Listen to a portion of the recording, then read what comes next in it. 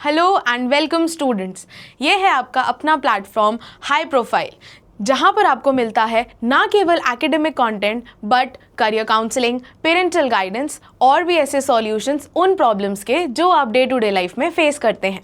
I am your English mentor Tripti Arora और आज हम स्टार्ट करने जा रहे हैं अपनी इंग्लिश सीरीज़ में ग्रामर का second topic that is modals. तो बच्चों, आज हम पढ़ेंगे कि मॉडल्स कहाँ से ओरिजिन हुए, क्या उनका डेफिनेशन है, क्या उनका रोल है और कितने टाइप्स के मॉडल होते हैं और मॉडल्स जो हैं उनका हम यूज़ करते क्यों हैं। तो बेसिकली बहुत सारे ऐसे वर्ड्स होते हैं ना जो हमें कंफ्यूज कर देते हैं। कैन, कुड, शैल, शुड कहाँ यूज़ करें, कैसा सेंटेंस का फ्रेम जो हम करेंगे सेंटेंस को फ्रेम वो सही निकलेगा, जो सेंटेंस हम बोलना चाह रहे हैं उसका मीनिंग सही आएगा अगर हम इस वर्ड को यूज़ कर रहे हैं। तो वो सारे के सारे सॉल्यूशंस आपको आज मेरे साथ देखने को मिलेंगे और इसी के साथ हम बिना देर से स्टार्ट करते हैं मॉडल्स। तो सबसे पहले सीखते हैं कि मॉडल्स का ओरिजिन कहाँ से हुआ। तो बच्चों, मॉडल्स जो हैं वो एक वर्ब का ही पार्ट है और वर्ब में भी अगर हम उसको क्लासिफाई करें तो वो सब कैटेगरी में आते हैं हेल्पिंग वर्ब्स की। देखो, हम बचपन में जब टॉपिक पढ़ते थे वर्ब्स तो हमने बहुत सारे वर्ब्स पढ़े हैं। वॉकिंग, रनिंग, ईटिंग, स्लीपिंग, ये सारे वर्ब्स जो हैं ये हमें कोई काम करता हुआ बताते हैं, यानी कोई काम हो रहा है हमें ये पता चलता है ना उस पर्टिकुलर वर्ड से। लेकिन कुछ वर्ड्स हमें ऐसे भी तो चाहिए होते हैं जो इनको सपोर्ट करे और बताए क्या ये काम चल रहा है या ये काम हो चुका है, और इसी से ही हम फॉर्म्स बना लेते हैं वर्ब की। लेकिन कुछ वर्ड्स ऐसे होते हैं जो सिर्फ और सिर्फ ये बता सकते हैं कि इन वर्ब को करने की कैपेसिटी है या नहीं है, या इनके काम होने की पॉसिबिलिटी है सब्जेक्ट के द्वारा या नहीं है। तो अगर हम इसके क्लासिफिकेशन को देखेंगे बच्चों, तो मॉडल्स का ओरिजिन हुआ है वर्ब से, और वर्ब में भी हम दो पार्ट्स डिवाइड कर देते हैं। वन इज मेन वर्ब, जिसकी हम बात बहुत ज़्यादा नहीं करेंगे क्योंकि ये हमारे लिए अभी इम्पॉर्टेंट नहीं है। सेकेंड, हम बात करेंगे हेल्पिंग वर्ब्स की, जहां से हमारे पास मॉडल ऑक्सिलरीज उठकर आ रहे हैं। तो अगर मैं बात कर रही हूं हेल्पिंग वर्ब्स की, तो हेल्पिंग वर्ब्स में I have, be, do, has and have.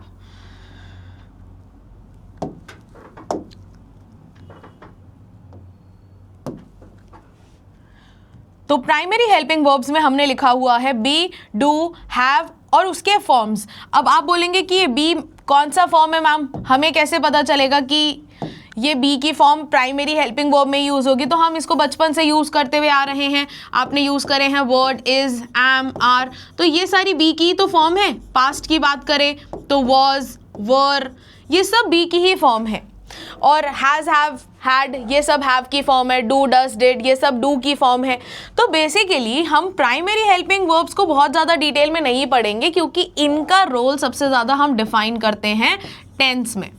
लेकिन अभी हम चैप्टर कौन सा पढ़ रहे हैं, मॉडल्स, तो हम मॉडल ऑक्सिलरीज को पढ़ेंगे। ऑक्सिलरी का खुद का मीनिंग क्या होता है, सपोर्टिव, यानी ऐसे वर्ड जो दूसरे को सपोर्ट कर रहे हैं, क्योंकि इनका खुद में कोई अस्तित्व नहीं होता। अगर मैं ये लिखकर छोड़ दूं आई कैन, तो आई कैन किसी चीज़ का आंसर तो हो सकता है। अगर कोई मुझसे पूछे कैन यू डू दिस, तो मैं बोल सकती हूँ आई कैन। लेकिन अगर मुझे सिंपल सेंटेंस फ्रेम करना है तो मुझे कैन के साथ कोई वर्ब तो लगाना ही पड़ेगा ना। For example, I can read, I can swim, I can eat, I can learn, I can teach. तो ऐसे मॉडल ऑक्सिलरीज यानी ऐसे सपोर्ट सिस्टम्स जो बताते हैं कुछ एक्स्ट्रा हमारे वर्ब के बारे में, जैसे can, could, will, would, may, might. तो ये सारे वर्ड्स जो हैं ये आते हैं मॉडल ऑक्सिलरीज के अंदर। तो इनका क्लासिफिकेशन कैसे हुआ, वर्ब में मेन वर्ब, हेल्पिंग वर्ब, और हेल्पिंग वर्ब के भी अंडर ये मॉडल ऑक्सिलरीज का एक अलग सा टॉपिक बनता है। So this was all about basically models का ओरिजिन कहाँ से हुआ है।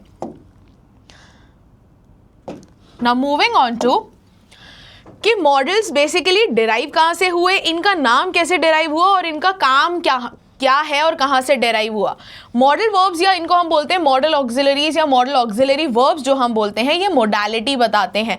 मोडालिटी का मतलब होता है कोई पर्टिकुलर मोड जिसमें कोई चीज़ बताई जा रही है। मोडालिटी को हम एक्सप्रेशन के फॉर्म में ही यूज़ करते हैं कि अगर मुझे बताना है कि मेरे अंदर कैपेबिलिटी है वो चीज़ करने की, मैं वो चीज़ कर सकती हूँ, तो मैं उसके लिए एक्सप्रेस कैसे करूं, कौन सा वर्ड यूज करूं कि ये पता चल जाए कि I am capable enough to do that task. Ask, तो उसके लिए मैं यूज़ कर रही हूँ कैन। अगर मुझे आपसे कुछ पूछना है तो उस पूछने के लिए मेरे को कोई काम करना है तो मैंने वर्ब को यूज़ कर लिया, लेकिन वर्ब को पूछने वाले फॉर्म में मैं कैसे यूज़ करूँ? तो मैं जब एक्सप्रेस नहीं कर पाऊंगी अपने आप को तो वहाँ पर मेरा सेंटेंस जो है वो क्या हो जाएगा? मीनिंगलेस हो जाएगा। इसीलिए बच्चों अपन मॉडल्स का यूज़ करते हैं ताकि हम उसका मोड ऑफ एक्सप्रेशन बता सके कि हम बोलना क्या चाह रहे हैं। क्या मैं बिल्कुल प्रॉमिस करके या मैं बहुत डिटर्मिनेशन से बोल रही हूँ कि वो काम हो ही जाएगा, या मैं थोड़ा सा डाइसी हूँ उसके लिए, या मैं थोड़ा सा स्केप्टिकल हूँ कि होगा या नहीं होगा। तो वहाँ पर हम अपने इन्हीं वर्ड्स को प्लेस करके अपने सेंटेंस को सामने वाले तक डिलीवर करते हैं कि हम हैं थोड़ा सा स्केप्टिकल या हम बिल्कुल श्योर हैं कि वो काम हो ही जाएगा। तो ये बेसिकली एक्सप्रेस क्या करता है? Mood of the speaker. ये हमने पढ़ना बहुत ज़्यादा ज़रूरी है कि जिस तरीके से मैं सेंटेंस को बोल रही हूँ, जैसे मैंने स्टार्टिंग में बोला I can teach you how to learn modals and what are their uses, तो मेरे अंदर वो एबिलिटी है कि मैं अपना कंटेंट आपको डिलीवर कर सकती हूँ और वो मैं इंश्योर आपको कर रही हूँ। श्योरिटी से मैंने ये चीज़ आपको डिलीवर कर दी है। So basically it narrates the mood of the speaker कि मैं किस मूड से बोल रही हूँ, कि मैं ये करना चाहती हूँ, हो जाएगा या नहीं हो जाएगा। ठीक है, so this is basically the derivation. Now if we talk about modals होते क्या हैं और इनके फंक्शन क्या हैं, these are special types of auxiliary verbs that is used to indicate modality like likelihood, होगा या नहीं होगा, ability, permission, etc. तो ऐसे वर्ड्स को बताने वाले कि पॉसिबल है या नहीं है, कितने % पॉसिबिलिटी है, हो पाएगा कि नहीं हो पाएगा, इन वर्ड्स के लिए अपन मोडालिटी का यूज करते हैं। फंक्शन क्या है? To indicate the mood of the speaker. ये अपन ने अभी अभी पढ़ा कि जो सामने वाला इंसान बोल रहा है उसके मूड को बताता है कि वो किस मूड से या किस एक्सप्रेशन से उस बात को बोलना चाहता है। क्या वो बहुत ज़्यादा अपने डिसीजन को लेकर स्केप्टिकल है कि नहीं हो पाएगा या होगा, या फिर वो बिल्कुल श्योर है कि नहीं वो हो ही जाएगा। क्या उसके अंदर एबिलिटी है वो करने की, क्या वो हो पाएगा उससे या नहीं हो पाएगा। तो इन चीज़ों को एक्सप्रेस करने के लिए, इस मूड को एक्सप्रेस करने के लिए हम मॉडल्स का मदद लेते हैं। To give additional information about the function of the main verb that follows it, कि वो जो मेन वर्ब जिसको हम लगा रहे हैं इसके बाद उसका फंक्शन क्या है, वो क्या करने के लिए वहाँ पर आया है। क्या वो अपनी पॉसिबिलिटी बताने के लिए आया है, क्या वो अपनी एबिलिटी बताने के लिए आया है, क्या वो अपना ऑब्लिगेशन बताने के लिए आया है, या वो क्या अपनी ज़रूरत बताने के लिए आया है। They have a great variety of communicative functions. Communicative क्यों बोला है? क्योंकि ये कम्युनिकेट करने में हेल्प करते हैं। मैं आज आपसे कोई भी बात कम्युनिकेट कर रही हूँ तो आई विल यूज मॉडल्स। देखो मैंने अभी बोला आई विल यूज, क्योंकि मुझे वो करना पड़ेगा, मैं उसके बिना अपनी बात आपको कम्युनिकेट नहीं कर पाऊंगी। I will not be able to communicate my thoughts to you. I will not be able to deliver my content अगर मैं मॉडल्स का यूज़ नहीं करूँगी। तो बेसिकली जो भी हम आगे बोलते हैं, मेन वर्ब को जो हम यूज़ करते हैं, I will not be able to, तो able मेरा मेन वर्ब हो गया, लेकिन वो able से पहले मैं can लगा रही हूँ या मैं will लगा रही हूँ, उसको ही कम्युनिकेट करते हैं models. Now, how many types of models we have? Basically, we have 12 types of models and then we have 3 types of semi-models, जो model का भी काम करते हैं लेकिन they are used as main verbs as well.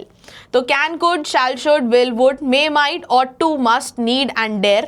और semi models हो जाते हैं have to, has to and used to, क्योंकि ये मेन वर्ब का भी रोल परफॉर्म कर लेते हैं, इसीलिए इनको सेमी मॉडल बोला जाता है। बीच के कि मॉडल भी बन जाते हैं, मेन वर्ब में भी काम आ जाते हैं। ठीक है, नाउ रूल्स क्या हैं? अगर हमें मॉडल्स को सही तरीके से यूज़ करना है तो उसके रूल्स हमारे लिए जान लेने बहुत ज़रूरी हैं कि मॉडल्स को कभी भी अकेला नहीं छोड़ा जा सकता। जैसे you should in your copy, क्या करना है भाई?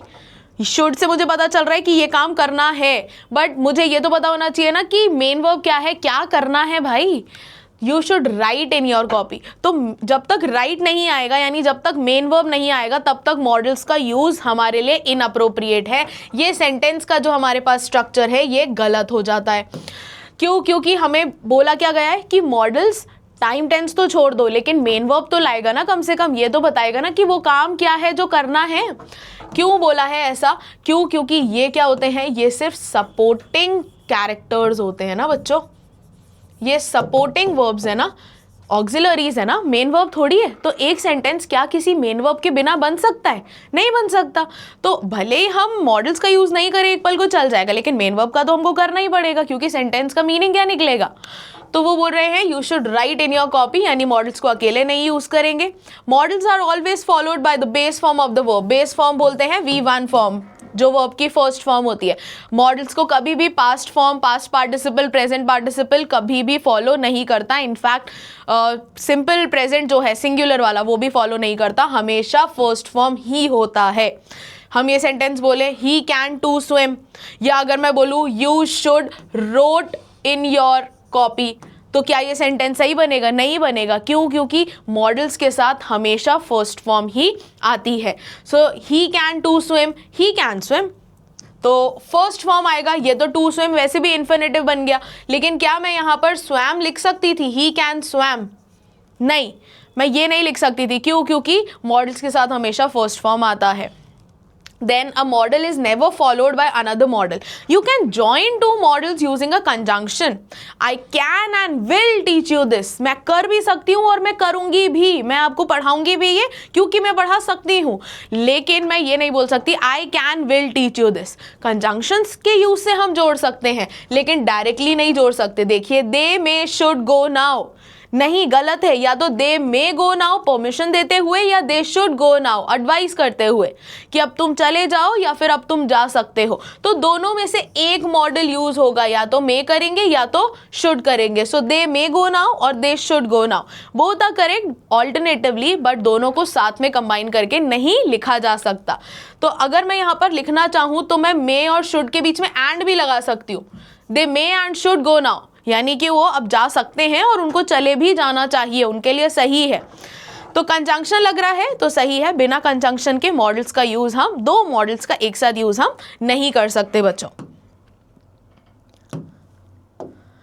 Then when we talk about models, they do not change according to the change in person or number of the subject. Now this is very easy to understand. He might come today. अब ये यहाँ पर क्यों लिखा गया है? क्योंकि आप ये समझिए कि हम जब टेंस पढ़ते हैं तो हम चेंज करते हैं वर्ड्स को, जैसे he is going, बट अगर मैंने लिखा है he and she तो is ऑटोमेटिकली आर में बदल जाता है, आर गोइंग। लेकिन हमें ये समझना होता है कि यहाँ पर जब मॉडल्स हैं वो ना तो पर्सन के अकॉर्डिंग चेंज होंगे ना ही नंबर के अकॉर्डिंग चेंज होंगे। यहाँ पर मैंने ही के साथ इज लगाया, बट ही और शी के साथ आर लगाया। तो अगर मैं बोल रही हूँ यहाँ पे ही और शी भी हटा दो, दे लगा दिया मैंने, तो दे के साथ भी आर ही आएगा। क्यों? क्योंकि यहाँ पर हमारा पर्सन चेंज हो गया है, थर्ड पर्सन चेंज हो गया है। So they are going. तो जो प्राइमरी हेल्पिंग वर्ब्स होते हैं ना, ये is am are was were वाले, ये चेंज होते हैं according to person, according to number, subject singular है या प्लूरल है। लेकिन मॉडल्स कभी भी चेंज नहीं होते। इसीलिए बोला जाता है कि अगर यहाँ पर हम सब्जेक्ट ही भी ले रहे हैं तो भी हमारा मॉडल जो है वो माइट ही रहेगा, माइट्स नहीं होगा। क्यों? क्योंकि ये सब्जेक्ट और नंबर के अकॉर्डिंग चेंज नहीं होते, पर्सन और नंबर के अकॉर्डिंग चेंज नहीं होते। सो ही माइट कम टुडे, जैसे हम बोलते हैं बर्ड फ्लाइज, तो मैंने क्या करा, नंबर के अकॉर्डिंग चेंज करा ना, एक ही है तो फ्लाइज, और यहाँ पर बर्ड्स लिखते ही फ्लाइज हट गया, क्या आ गया, फ्लाई।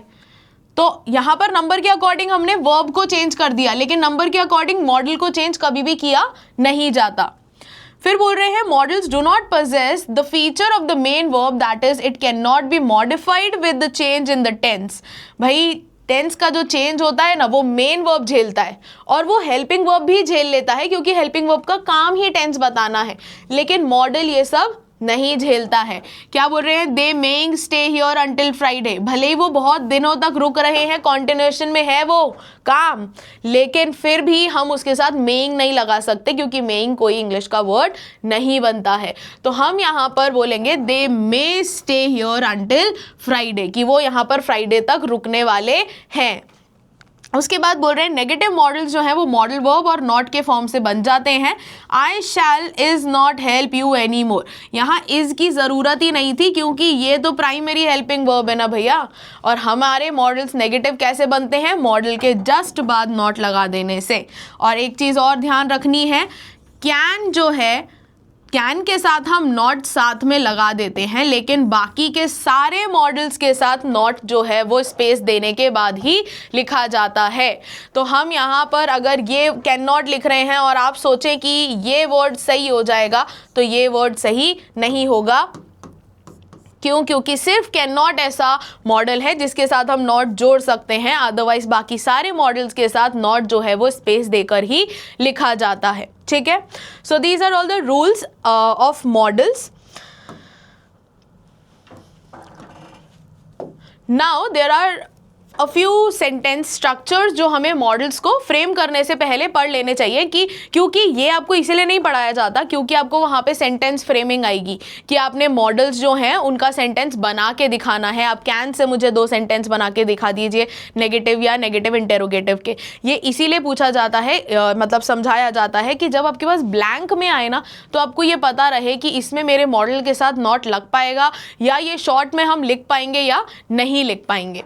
तो अफर्मेटिव में सब्जेक्ट और modal verb plus main verb और ऑब्जेक्ट होता है with a full stop. Negative में मॉडल वर्ब के बाद नॉट लग जाता है, जैसे हमारे पास हेल्पिंग वर्ब के बाद नॉट लग जाता है वैसे ही मॉडल वर्ब के बाद भी नॉट लग जाता है।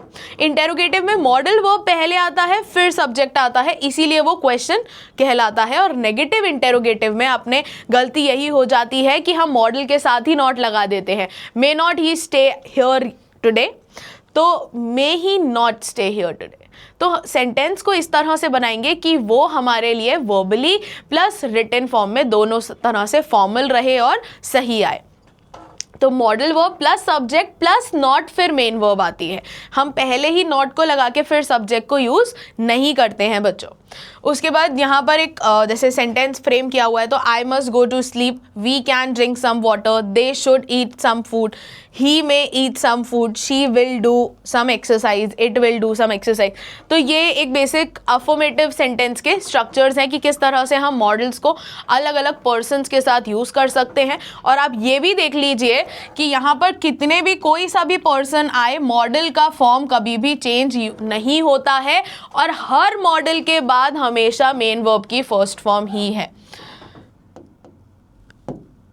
तो हम यहाँ पर क्या देख पा रहे हैं कि सब्जेक्ट कोई भी आए, first person, second person, third person, कोई सा भी सब्जेक्ट आए, अगर मैं मॉडल की बात कर रही हूँ तो मॉडल में सारे के सारे फॉर्म्स, मॉडल्स के बाद सारे के सारे फॉर्म्स कौन से हैं? मेन वर्ब के फर्स्ट फॉर्म के हैं। और यहाँ पर कोई चेंज नहीं होता है मॉडल्स के फॉर्म में, चाहे उनके साथ कोई भी पर्सन आए, क्योंकि यहाँ पर टेंस का रोल नहीं होता, यहाँ पर स्पीकर के मूड का रोल होता है कि वो बोलना क्या चाह रहा है। जैसे अगर मैंने बोला I must go to sleep, तो मेरे लिए उस समय पर मैंडेटरी है सो जाना, क्योंकि उसके कॉन्सिक्वेंसेस मेरे लिए सही नहीं होंगे। We can drink some water, हम थोड़ा सा पानी रुक सकते हैं और पानी कहीं पी सकते हैं। We must go to sleep, तो कितने भी पर्सन्स ले आइए आप, यहाँ पर ना मॉडल चेंज होगा ना मेन वर्ब का फॉर्म चेंज होगा। ठीक है, हाँ, इसमें भी प्रेजेंट पास्ट होते हैं, जैसे हम कैन का पास्ट कुड को यूज़ करते हैं, लेकिन ऐसा नहीं है कि हम कुड को कुडिंग बना दें या कुडिड बना दें या कैंड बना दें, ऐसा नहीं होगा। हम उसकी जगह पर यूज़ करेंगे उसका पास्ट दिखाने के लिए। ठीक है, तो इनके पास अपने ही वर्ड्स होते हैं पास्ट बताने वाले। तो सबसे पहले अपन मॉडल्स स्टार्ट करने जा रहे हैं। सबसे पहले अपन फर्स्ट मॉडल से स्टार्ट कर रहे हैं कैन, क्योंकि कैन के पास बहुत सारी चीज़ें जो वो बेचारा बता सकता है और हमें ये चीज़ें याद रखनी है। क्यों? क्योंकि सेंटेंस में जब हमारे पास फिल करने के लिए आता है ना, तो वो हमें इनमें से कोई भी वर्ड दे सकता है कि भाई वो नेसेसिटी बता रहा है, वो पास्ट की कोई एबिलिटी बता रहा है, वो इनएबिलिटी बता रहा है, वो कैपेसिटी बता रहा है। तो ये सारे वो वर्ड्स हैं या ये सारे वो यूजेस हैं जो ज़्यादातर हमें सेंटेंसेस में हम करते हैं, लेकिन जब हमसे पूछा जाता है ना कि इस मॉडल को इस जगह पर क्यों यूज़ करा है, इसका क्या नेसेसिटी है यहाँ पर, तो फिर वो हम बता नहीं पाते। तो सबसे पहले बोल रहे हैं पॉसिबिलिटी। पॉसिबिलिटी के लिए बोला है यू कैन स्कोर वेल, कि तुम अच्छा स्कोर कर सकते हो, ये एक पॉसिबिलिटी है। और अगर हम बोलें तो हम किसी को उसकी एबिलिटी याद दिला रहे हैं कि तुम ऐसा कर सकते हो, तुमने किया नहीं है, तुम थोड़ा सा डिमोटिवेट हो रहे हो, लेकिन तुम कर सकते हो और तुमने इतनी मेहनत करी है तो तुम स्कोर कर सकते हो अच्छा। Informal permission. इनफॉर्मल परमिशन देखिए बहुत ही आसान है। आपके दोस्त के पास पेन रखा हुआ है, आपने बोला कि कुछ तो भी लिखना है, आपको सर ने बोला कि लिख लीजिए, तो आपने बोला कि ये पेन है क्या, तो आपने वो पेन ले लिया। क्या किया आपने, पूछा तो सही उससे, लेकिन उसके जवाब देने का वेट नहीं किया। तो इससे क्या हुआ, आपने पूछा सिर्फ उसको खुश करने के लिए कि ले भाई तेरे से पूछ के लिया था मैंने, कोई अपने आप तो लिया नहीं। सामने वाले के पास बुक है, आपके पास बुक नहीं है, सर आपकी साइड से निकल के जा रहे हैं, आपने बोला ये बुक है क्या, छीन लिया उसका बुक। तो इनफॉर्मल परमिशन जब हमें मांगनी होती है ना, जब हम जवाब का वेट नहीं करते, जब हम सिर्फ पूछ के अपना काम कर लेते हैं, तो इसके लिए हम यूज़ करते हैं can I use your pen, pen ले लूँ मैं।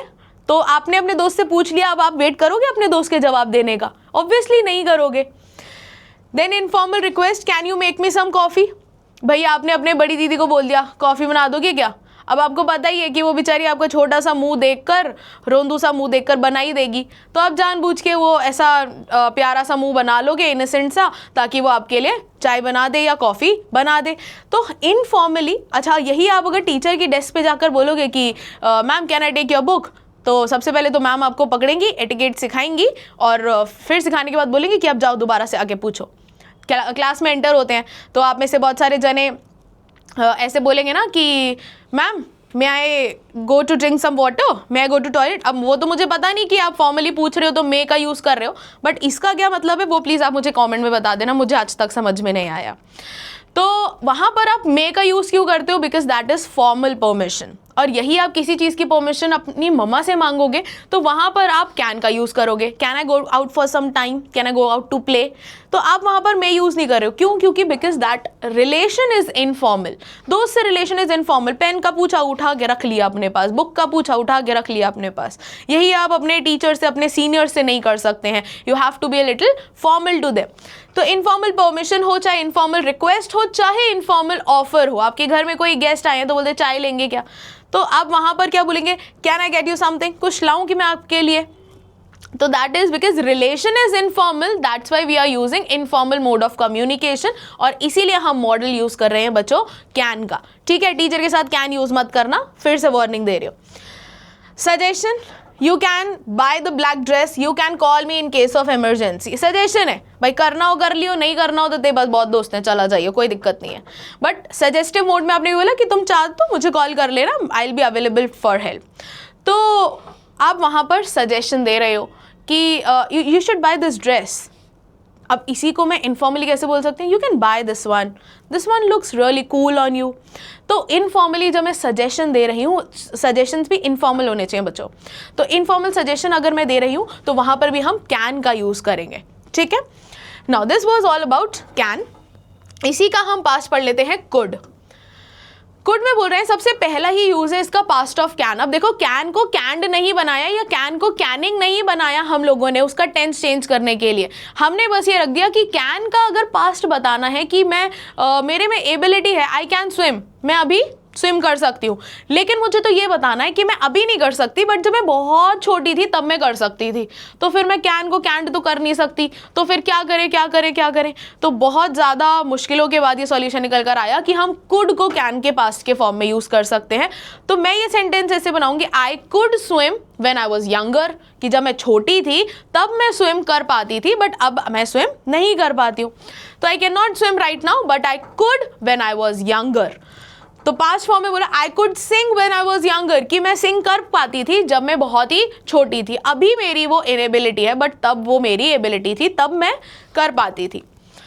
पॉसिबिलिटी, अच्छा थोड़ी सी फ्लक्चुएटिंग, जैसे वहाँ पर हमने बोला था कैन की पॉसिबिलिटी बताते हुए कि ऐसा होगा, ऐसा ऑलमोस्ट नियर बाय है कि होना तो चाहिए, तो उस केस में अपन ने कैन यूज़ किया था। लेकिन जब पॉसिबिलिटी थोड़ी सी डाइसी सी सिचुएशन होती है या हमें लग रहा होता है कि नहीं थोड़ा कम चांस है होने का, तो अनसर्टेन पॉसिबिलिटी के लिए, जब फ्लक्चुएशंस थोड़े ज़्यादा होते हैं, तो अनसर्टेन पॉसिबिलिटी के लिए अपन क्या यूज़ करते हैं बच्चों, अपन कुड यूज़ करते हैं। You could become a doctor, कि देखो चांस कब है, तुम बन तो सकते हो लेकिन तुम थोड़ा पढ़ो। तो बेसिकली तुमसे यूँ बोला जा रहा है कि तुम थोड़ा सा अभी पढ़ने में ऊपर नीचे हो रहे हो, लेकिन अगर तुम ढंग से पढ़ो तो तुम बन सकते हो। यानी पोटेंशियल है, लेकिन तुम वहाँ पर कैलिबर है तुम्हारे अंदर, लेकिन थोड़ा सा डाइसी है माहौल। फिर बोल रहे हैं पोलाइट परमिशन और रिक्वेस्ट, कि जब आप किसी से बहुत ही ज़्यादा फॉर्मली नहीं बोल रहे हैं, हम पोलाइटली बोल रहे हैं, आप किसी से बहुत ज़्यादा इनोसेंट बन के पूछना चाहते हो, किसी चीज़ की रिक्वेस्ट करना चाहते हो, could you please help me with my project, could you please help me with my bag, could you please help me with my luggage। तो आप रैंडम किसी पर्सन के आसपास हो एयरपोर्ट पे या स्टेशन पे, and you are asking the next guy to help you lift up your luggage and help you with your things and articles. तो आप वहाँ पर ना तो फॉर्मली अप्रोच कर रहे हो ना इनफॉर्मली अप्रोच कर रहे हो, आप रिक्वेस्टिंग मोड में हो, तो आप बोलेंगे help me lift up my luggage. तो अब यहाँ पर उतना ही प्यार से बोल रहे हो, उतना ही रिक्वेस्टिंग वे में बोल रहे हो, could I please use your pen, कि मैं क्या आपका पेन यूज़ कर सकती हूँ। Now this is a quite formal and quite requesting और a pleading form we can say, because हम कुड भी यूज़ कर रहे हैं, उसके साथ हम प्लीज़ भी यूज़ कर रहे हैं, यानी कि हमें बहुत ज़्यादा ज़रूरत है उस पल में उस काम की। कंडीशनल सेंटेंसेस, ये हम अब तभी देखेंगे जब हम कंडीशनल्स पढ़ेंगे। तो कुड का यूज़ जो है वो हम यूज़ करते हैं सेकेंड और थर्ड कंडीशनल के साथ, जहाँ पर either we are very dicey about the situation कि ये होगा या नहीं होगा, या फिर हम वो हाइपोथेटिकल कंडीशन में यूज़ करते हैं, या फिर हम उसको थर्ड कंडीशन में यूज़ करेंगे थर्ड कंडीशनल के साथ जब हम पास्ट से अपने एक्शंस को रिलेट कर रहे हैं, यानी पास्ट एक्शंस की कॉन्सिक्वेंसेस की बात अभी कर रहे हैं कि काश यार तब नहीं गए होते शादी में, पढ़ लिया होता तो अभी थोड़ा माहौल सही होता, घर का थोड़ा मार वार कम पड़ी होती। तो जब हम थोड़ा सा रिपेंटिंग वाले मोड में होते हैं, थर्ड कंडीशनल जो हमें पास्ट एक्सपीरियंसेस बताता है, तो उसको हम थर्ड कंडीशनल बोलते हैं। और जब हाइपोथेटिकल सिचुएशन की बात करें तो हम सेकंड कंडीशनल की बात करते हैं। बोल रहे could you drop me home, क्या तुम मुझे घर छोड़ दोगे। I could visit London if I had enough money. Now could you drop me home was basically a request, तो ये वाला एग्जाम्पल ऊपर वाले के साथ था बच्चों। से कंडीशनल का है I could visit London if I had enough money, तो मैं लंदन विजिट कब कर पाता, अगर मेरे पास सफिशिएंट पैसा होता, बट मेरे पास सफिशिएंट पैसा अभी नहीं है। तो ये थर्ड कंडीशनल का एग्जाम्पल है कि हैड जब भी आ रहा है ना, यानी कि हमारे पास पास्ट परफेक्ट जब भी यूज़ हो रहा है तो उसके साथ अपन पास्ट मॉडल्स का ही यूज़ करते हैं, वहाँ पर चाहे वुड हो, कुड हो, शुड हो या माइट हो। उसके बाद सजेशन में जब हम बहुत पोलाइट सजेशंस देते हैं, देखो सजेशंस ना पीछे भी लिखे हुए थे, लेकिन सजेशंस का भी रोल है। जब हम किसी को बहुत पोलाइटली या थोड़ा सा नर्वसनेस में सजेस्ट कर रहे हैं, तो यहाँ पर हम बोल सकते हैं पोलाइट सजेशंस जो होते हैं ना, कि आपको ऐसा लगता है कि नहीं मुझे थोड़ा सा नर्वसनेस या थोड़ा सा ऐसा हिचकिचाहट सा फील हो रहा है, तो वहाँ पर आप सजेशंस में कुड यूज़ करते हो। You could by the blue dress. तो आपको पता है कि सामने वाला थोड़ा सा ऑफेंड हो सकता है अगर आपने उस समय पर उसको उसकी चॉइस के अलावा कुछ और बोला।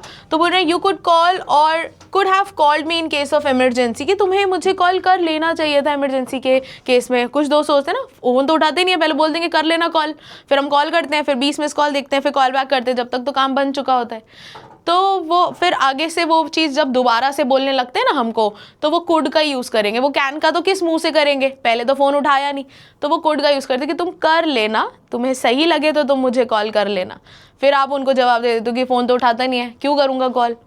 तो वहाँ पर थोड़ा सा जब हेजिटेंट वाली सिचुएशन हो जाती है या पोलाइट वाली, या तो हेजिटेंट सिचुएशन है, हेजिटेंट सजेशन है, या फिर थोड़ा सा पोलाइट सजेशन है, इन दोनों ही केसेस में अपन कुड का यूज़ करते हैं।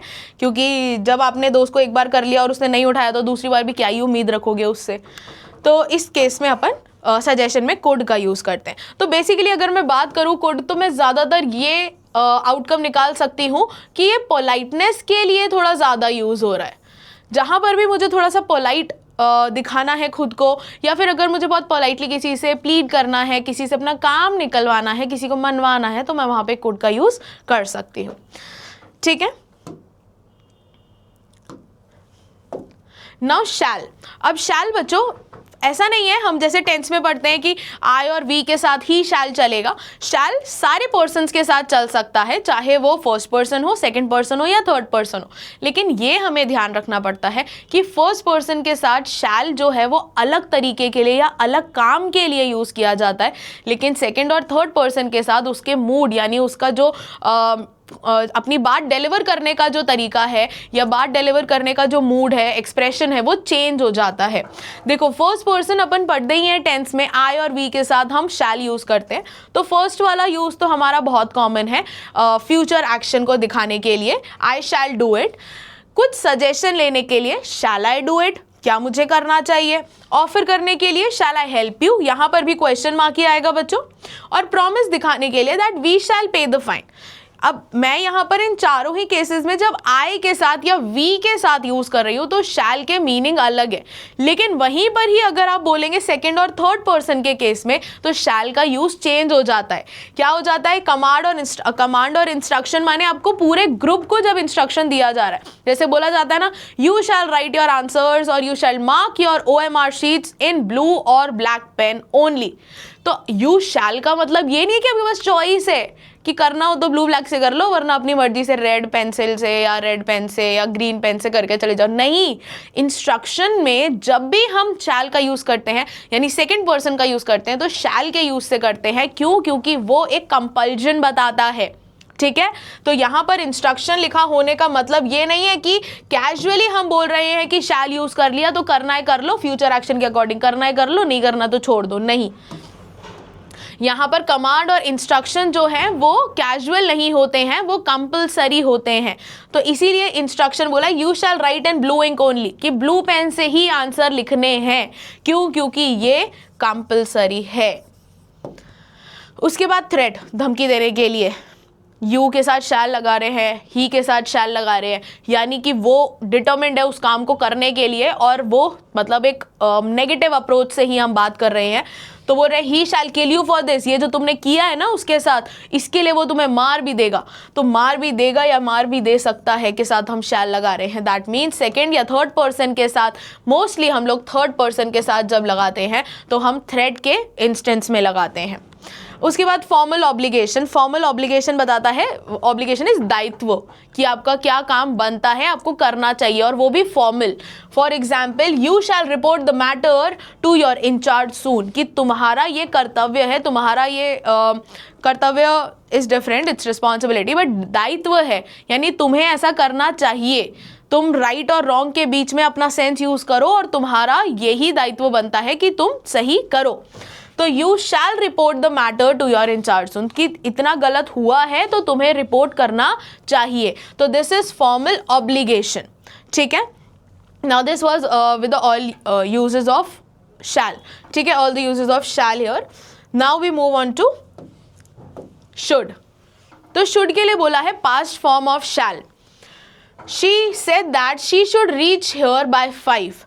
अब उन्होंने जब मुझसे बोला था तो उन्होंने बोला था आई शैल बी देयर बाय 5, कि मैं 5 बजे तक वहां पहुंच जाऊंगी। तो उन्होंने तो मुझसे फ्यूचर एक्शन के अकॉर्डिंग बोला, आई के साथ शैल लगाया, लेकिन जब मुझे ये चीज़ किसी और को बतानी थी तो मैंने उसके पास्ट फॉर्म में एज इट इज़ क्या यूज़ करा, शी सेड दैट, उन्होंने ऐसा बताया कि वो यहाँ 5 बजे तक पहुँच जाने वाली हैं। बेसिकली होता क्या है बच्चों, मैं आपको एक और चीज़ बता देती हूँ कि जब भी हम रिपोर्टेड स्पीच में सेंटेंसेस को शैल से चेंज करते हैं तो ज़्यादातर सेंटेंसेस शैल से वुड में चेंज होते हैं। क्यों होते हैं ये भी मैं आपको बता देती हूँ, क्योंकि डायरेक्ट स्पीच में आई के साथ तो शैल चलता है, लेकिन जैसे यहाँ पर शी हो गया है आई का, तो हम यहाँ पर शी के साथ विल लगाएंगे और विल का पास्ट होता है वुड। तो वुड निकल के कहाँ से आया, विल के पास से निकल कर आया, और सेकंड और थर्ड पर्सन के साथ तो विल लगता है। बट इस केस में हमने यहाँ पर शुड लिखा है सिर्फ आपको ये दिखाने के लिए कि जब उन्होंने आई शैल से स्टेटमेंट बनाया होगा तो हमने उसको पास्ट में, यानी उन्होंने वो बात बहुत पहले बोल दी, हम उस बात को अभी रिपोर्ट करके यानी इनडायरेक्ट स्पीच में आपको बता रहे हैं। तो अब वो बात शैल से कहाँ चली गई है, शुड पे, यानी समय निकल चुका है उस बात को बोलने का, और प्रेजेंट टाइम पर मैं उसको पास्ट फॉर्म में ही यूज करूंगी। उसके बाद रिकमेंडेशंस के लिए, जैसे मैं बोलती हूँ you should watch that movie is very good for your mental health, कि वो तुम्हारा दिमाग बिल्कुल ठिकाने लगा देगी, तुम्हारी मेंटल हेल्थ के लिए बहुत अच्छी है, तुम्हें वो मूवी देखनी चाहिए। तो जब हम रिकमेंडेशन करते हैं, रिकमेंडेशन अभी एक और जगह आएगा मस्ट के साथ, लेकिन ये ध्यान रखेंगे कि जब स्ट्रॉन्ग रिकमेंडेशन होता है कि तुम तो ऐसा करो, कि तुम बहुत ज़्यादा फ़ोन यूज़ करने लगे हैं, तुम्हें ना बुक्स रीड करनी चाहिए, So you are very much indulged with your mobile phones, with internet, with social media. You must read some books, some good books. तो तुम्हें वो करना चाहिए. That is a strong recommendation. किसी को कुछ recommend कर रहे हो लेकिन उसके लिए वो mandatory बना दो करना. That is for must. और यहाँ पर हम normal recommendation कर रहे हैं. You should read The Alchemist. कि तुम्हें वो book read करनी चाहिए. अच्छी book है, मज़ेदार book है. जनरल एडवाइस, जब भी आपको कोई एडवाइस देता है, you should sleep early, you should polish your shoes, you should arrange your uniform before going to bed. तो ये सारी चीज़ें जो हैं वो जनरल एडवाइस जो आपको दी जाती है वो सब शुड में होती है. You should not lie to your parents, parents से झूठ नहीं बोलना चाहिए.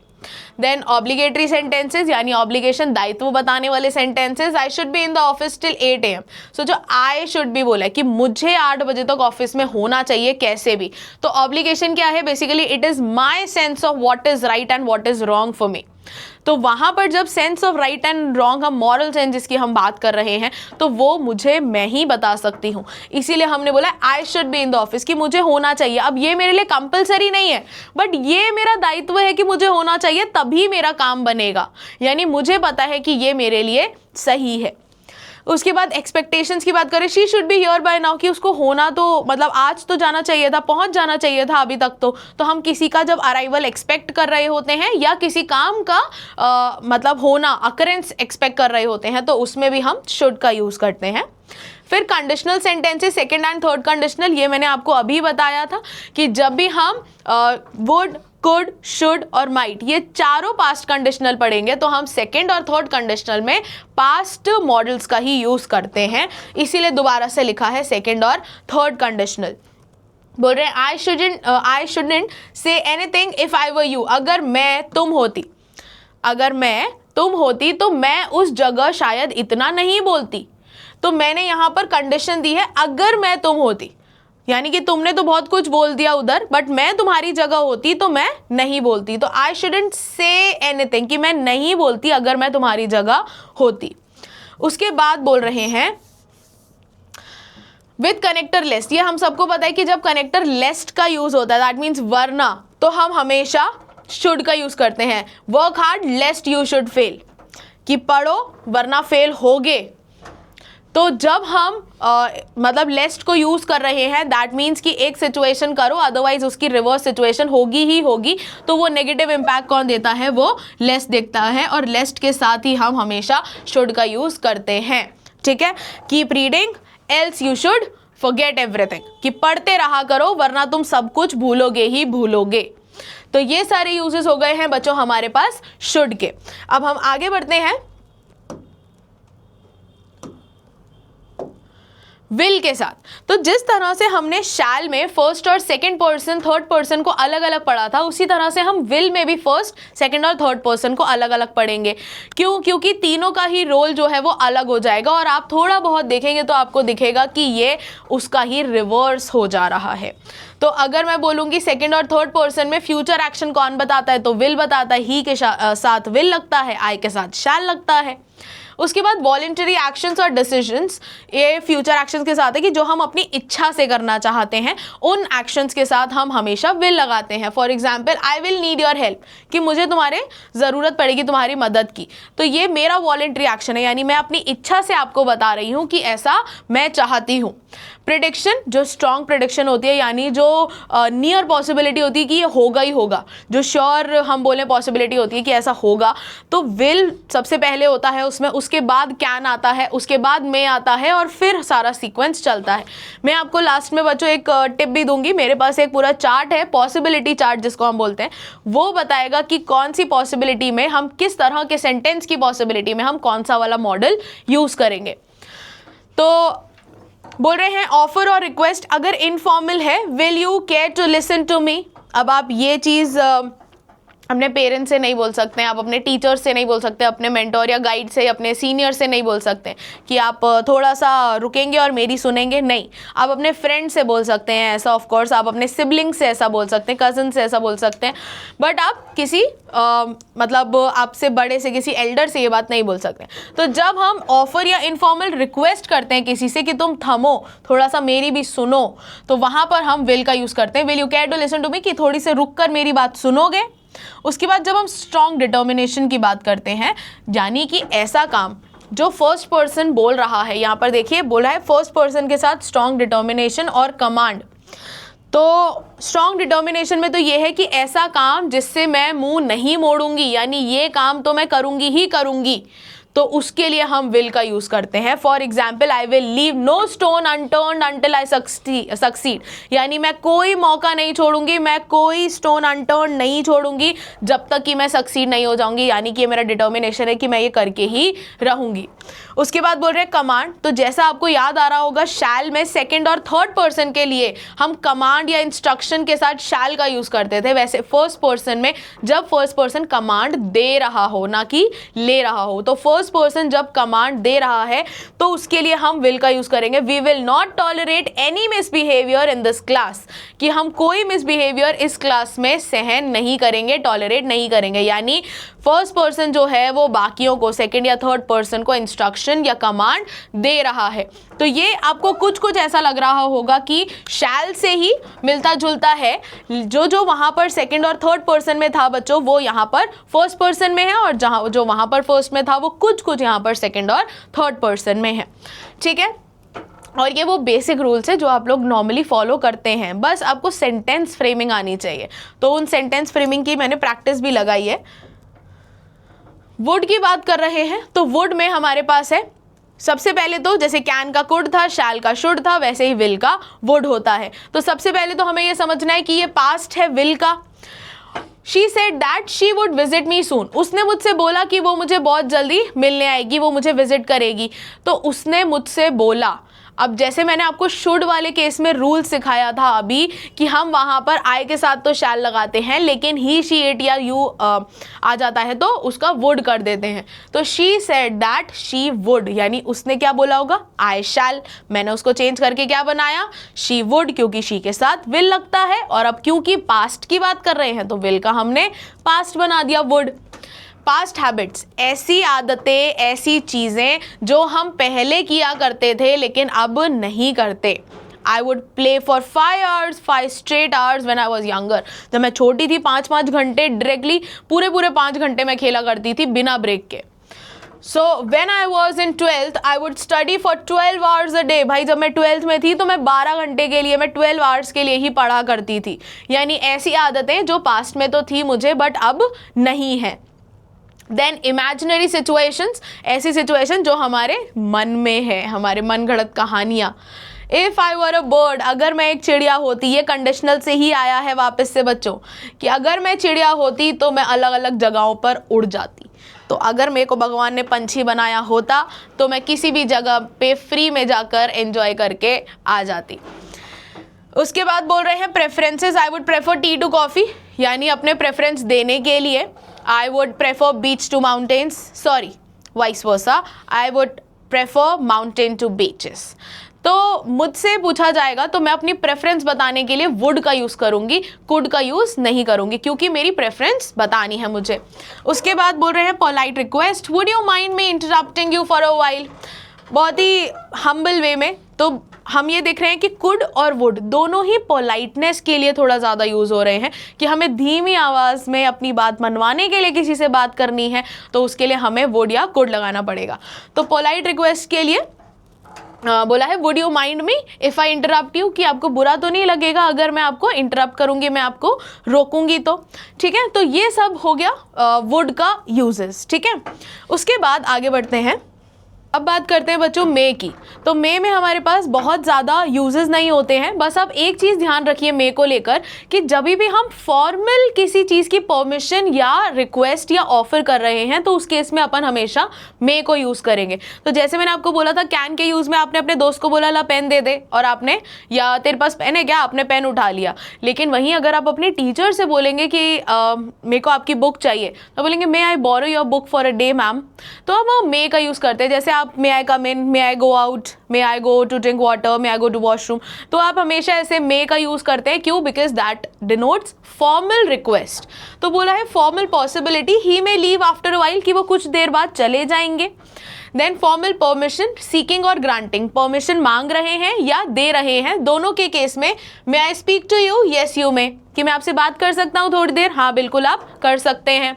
उसके बाद polite offer, may I suggest you a better alternative. अब आप यहाँ पर देखिए पोलाइट में भी हम यहाँ पर फॉर्मल की ही बात कर रहे हैं एक तरह से, कि मैं आपको इससे बेहतरीन ऑल्टरनेटिव दिखा सकता हूँ अगर आप बोले तो बोलने में हम यहाँ पर पोलाइटनेस भी दिखा सकते हैं और फॉर्मेलिटी भी दिखा सकते हैं। देन ऑप्टेटिव सेंटेंसेस जैसे may God bless you, may God blast you, may you rot in hell. तो ब्लेसिंग्स या कर्स जो अपन देते हैं ऑप्टेटिव सेंटेंसेस में बच्चों, वो हमेशा मे से स्टार्ट होते हैं, तो मे गॉड ब्लेस यू। ये हो गए हमारे मे के यूजेस। अब इसी का ही पास्ट हम माइट देख लेते हैं। पहला ही यूज है past tense of may. He might have attended the class yesterday, हो सकता है कि कल उसने क्लास अटेंड करी हो। अब क्योंकि पिछले दिन की क्लास थी इसीलिए हम क्या यूज कर रहे हैं, माइट का यूज कर रहे हैं। रिमोट पॉसिबिलिटी, रिमोट पॉसिबिलिटी यानी जब होने का संभावना ही ना हो, लेकिन हम अपने दिल के अंदर ऑप्टिमिज्म लेकर चल रहे हैं कि हो जाए शायद।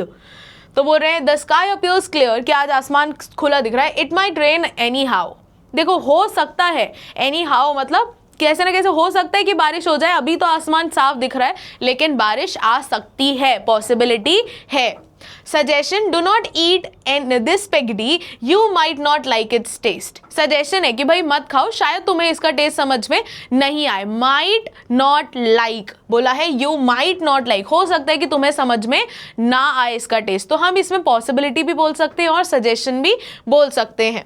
परमिशन और रिक्वेस्ट विद हेजिटेशन, जब थोड़ा सा हेजिटेंट हो जाते हैं, हिचकिचाने लगते हैं, तो उस केस में जैसे क्लास स्टार्ट हुई है 4 बजे, आप मेरी क्लास में आ रहे हो 4:45 बजे, तो नॉर्मल सी बात है 15 मिनट में अगर क्लास खत्म होने वाली है तो आप थोड़ा सा तो हिचकिचाओगे ना। तो आप डायरेक्टली थोड़ी बोलोगे मैम मे आई कम इन, आप बोलेंगे might I come in ma'am, कि आप डांटो नहीं, आप माइंड ना करो तो मैं आ जाऊं क्या। तो जब हम थोड़ा सा पोलाइटनेस या थोड़ा सा हेजिटेंट होके किसी से पूछने की कोशिश करते हैं तब हम हमेशा माइट का यूज करते हैं। देन कंडीशनल सेंटेंसेस, मैंने आपको बोला था वुड, कुड, शुड और माइट, ये चारों के चारों सेकंड और थर्ड कंडीशनल के लिए यूज आते हैं। इफ आई गेट लेट, अगर मैं लेट हो गया, I might not get the ticket, कि फिर मुझे शायद टिकट ना मिले। तो हम यहाँ पर कंडीशनल्स, आप देखिए हर सेंटेंस के साथ एक कंडीशन आ रही है और उसके बाद उसका एक आउटकम आ रहा है, उसका एक रिजल्ट आ रहा है। तो उस केस में इन चारों रिजल्टेंट वाले जो सेंटेंसेस होते हैं इनमें हम हमेशा जो मेन वर्ब्स हम बोलते हैं उनमें हम हमेशा मॉडल्स, पास्ट मॉडल्स का यूज करते हैं। इनको हम पास्ट मॉडल्स के नाम से भी जानते हैं, वुड, कुड, शुड और माइट को। अब बात करते हैं बच्चों ऑट टू की। ऑट टू जैसे मैंने आपको बताया मॉरल ऑब्लिगेशन बताता है। ऑब्लिगेशन का क्या मतलब बताया मैंने आपको, दायित्व, यानी ऐसा sense of right and wrong जो आपको खुद चूज करना होता है, वो भी मॉरली।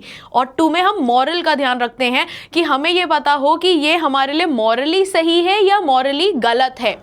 तो बोल रहे हैं you ought to take care of your parents. अब ये कोई आपको समझाएगा नहीं, ये आपके अंदर से आपका राइट और रॉन्ग का सेंस, आपका जो हम बोले सबकॉन्शियस माइंड है, वो आपको बताना चाहिए कि आपको अपने पेरेंट्स का ध्यान रखना है या नहीं रखना है। So that is moral obligation. Strong Dzire, कि आप चाहते हो कोई दूसरा बंदा ये काम करे, उसके लिए he ought to apologise for his mistake, यानी कि सेकेंड और थर्ड पर्सन में हम स्ट्रॉन्ग डिजायर का यूज करते हैं, यानी कि हम चाहते हैं लेकिन काम हम किसी और से बोल रहे हैं। तो हमारे पास जो पर्सन होता है ना यहाँ पे, वो सेकंड या थर्ड पर्सन ही होता है। सो बेसिकली स्ट्रॉन्ग डिजायर किसका है यहाँ पर, सेकंड और थर्ड पर्सन का है।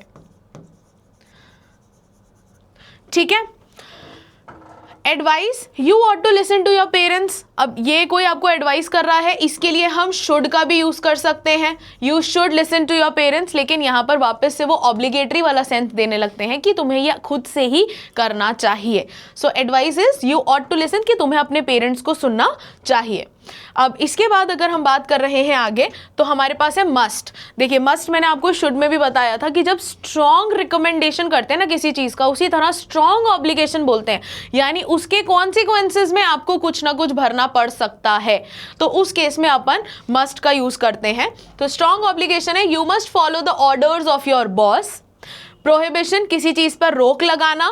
Must not, you must not follow the order of your boss, कि तुम्हें ऐसा नहीं करना चाहिए. अगर तुमको जॉब नहीं चाहिए, तुमको नहीं रहना है, तो तुमको फॉलो नहीं करने चाहिए. स्ट्रॉन्ग प्रोबेबिलिटी कि ये चीज होगी ही. The students must be in their classes at this time, कि इस समय पर स्टूडेंट्स अपनी क्लासेस में ही मिलेंगे, यानी ये उनके लिए मैंडेटरी है, ये उनकी क्लास का टाइम है, तो वो वहीं मिलेंगे. तो स्ट्रॉन्ग पॉसिबिलिटी है वो चीज होने की. देन स्ट्रॉन्ग रिकमेंडेशन, ये मैंने आपको पहले भी बताया था. शुड में भी हम रिकमेंडेशन रखते हैं, लेकिन नॉर्मल. बट जो काम हम किसी के लिए मैंडेटरी बना देते हैं उसमें हम मस्ट का यूज करते हैं. You must read this book once if you want to succeed in life, अगर जिंदगी में सक्सेस पानी है तो ये बुक तुम्हें एक बार तो रीड करनी ही चाहिए. तो यहां पर हम बात करते हैं स्ट्रॉन्ग रिकमेंडेशन की. उसके बाद कुछ और है हमारे पास सेमी मॉडल, जैसे use to, has, have to, need और डेयर. नीड और डेयर हमारे पास मॉडल्स ही हैं. यूज टू पहले देख लेते हैं. इट एक्सप्रेसेस पास्ट हैबिट्स और एग्जिस्टेंस. फॉर एग्जाम्पल हम बात कर रहे हैं वुड की, तो मैंने वुड में भी आपको बताया था कि वो पास्ट हैबिट्स के लिए यूज होता है. और कुड की मैं बताया था तो मेरी पुरानी आदतें, मेरी पुरानी एबिलिटी, लेकिन वो आदतें जो मैं पहले करती तो थी लेकिन अब मैंने छोड़ दी है, इसीलिए वर्ड यूज करा है हैबिट्स. बोला है I used to go swimming every morning, ये मेरी पास्ट हैबिट थी कि मैं जाया करती थी, मैं स्विम करती थी, दैट इज डिफरेंट. बट मैं इस काम को हैबिचुअली फॉलो कर रही थी, that is different. So this is past habit. There use to be a door at this place long ago, यहाँ पर बहुत पहले एक दरवाजा हुआ करता था, यानी उस दरवाजे का एग्जिस्टेंस बताया है. उसके बाद बोल रहे हैं has, have to expresses impersonal obligation और नेसेसिटी, यानी किसी चीज की जरूरत. I have to reach there by 9 PM in the sense of must, यानी वो चीज कंपलसरी है होना. You have to start working soon, तुम्हें एडवाइस दी जा रही है कि तुम जल्द से जल्द काम करना शुरू कर दो.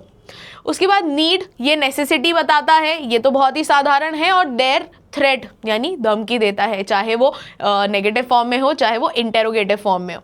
You need not worry about work, बस एक चीज आप लोगों ने ध्यान रखनी है बच्चों नीड में. Need I talk to her, ये एक क्वेश्चन है, बट एक चीज आप प्लीज ध्यान रखिए, I need to talk to her, और दूसरा I need talk to her. Please इन दोनों सेंटेंसेस को अलग अलग तरीके से समझिएगा. पहला वाला जो सेंटेंस है वो बोल रहा है I need to talk to her, तो ये हमारे पास सब्जेक्ट है बच्चों, ये हमारे पास इन्फिनेटिव वर्ब है. लेकिन जब वर्ब इन्फिनेटिव है तो फिर ये हमारी मेन वर्ब बनती है, और मुझे नीड को यूज करना है एज अ मॉडल. तो आप ये ध्यान रखिएगा, आई नीड टॉक, यानी टॉक हमारी मेन वर्ब है तो नीड हमारी मॉडल वर्ब बनेगी. यानी कि आपने ये ध्यान रखना है कि बीच में टू नहीं आना चाहिए, इसीलिए बोला है you need not worry. Need not to worry आ जाता तो नीड मेन वर्ब हो जाती. ठीक है, मॉडल वर्ब है इसीलिए सिर्फ नीड रखा है. और need I talk to her, तो नीड यहां पर मॉडल वर्ब है. ठीक है, बस ये ध्यान रखना है क्योंकि टॉक मेन वर्ब है इसीलिए नीड मॉडल बन रहा है. इनके एग्जाम्पल से आप समझ गए होंगे आई होप. उसके बाद dare, I dare not fail in my exams, की मेरे में इतनी मत है कि मैं मेरे एग्जाम से फेल हो जाऊं, पापा बहुत मारने वाले हैं मुझे. हाउ डेयर यू इंटरप्ट अस, कि तुमने हमें बीच में इंटरप्ट कैसे करा, तुमने हमें बीच में रोका कैसे. तो एक नेगेटिव सेंस का है और एक इंटरोगेटिव सेंस का. ये तो हम अपने भाई बहनों को रोज धमकी देते हैं ना, dare not touch my things, dare not touch my chocolates. तो ये तो हम नॉर्मली जब नेगेटिव सेंस में या किसी को धमकी देने के लिए यूज करते हैं तो हम यूज इस तरह से ही करते हैं. उसके बाद हमारे पास कैन, मे और विल, ये पॉसिबिलिटी के अकॉर्डिंग है. It is informal and most commonly used in all sort of peer conversations and informal relationship. जो मैंने आपको फर्स्ट टाइम पे बता दिया था कि इनफॉर्मली आप अपने दोस्त से, अपने भाई से, मम्मा से बात कर रहे हो तो आप कैन का यूज करेंगे.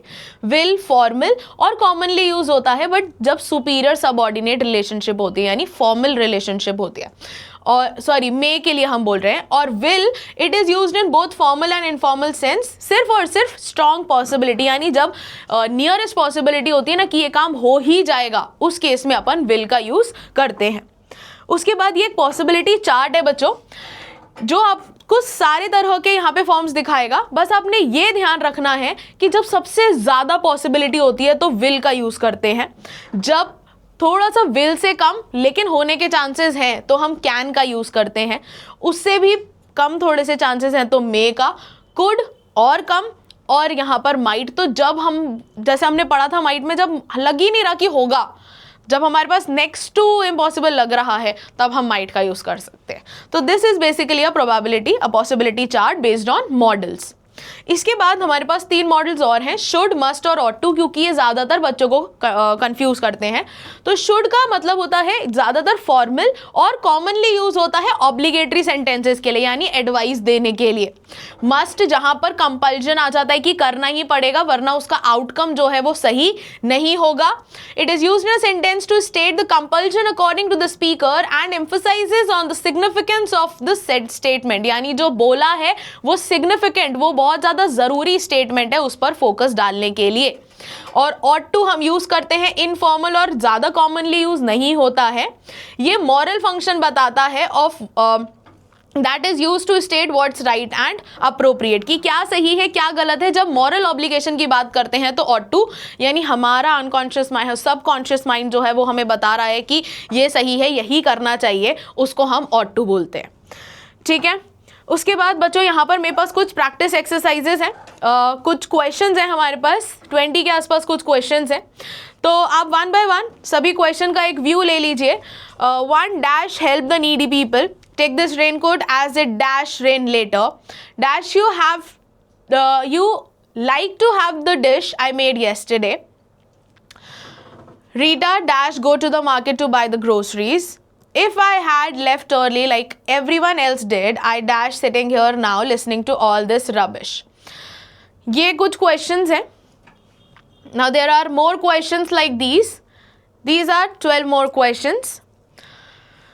I would like कि आप ये सारे questions को सॉल्व करें और मैं इन सभी के आंसर्स, इन सारे क्वेश्चंस के आंसर्स जो भी हम प्रैक्टिस एक्सरसाइजेस कर रहे हैं, इन सभी के आंसर्स का मैं एक अलग सा वीडियो बना के आप लोगों के साथ शेयर ज़रूर करूंगी ताकि आप लोग अपने आंसर्स को चेक कर पाएँ।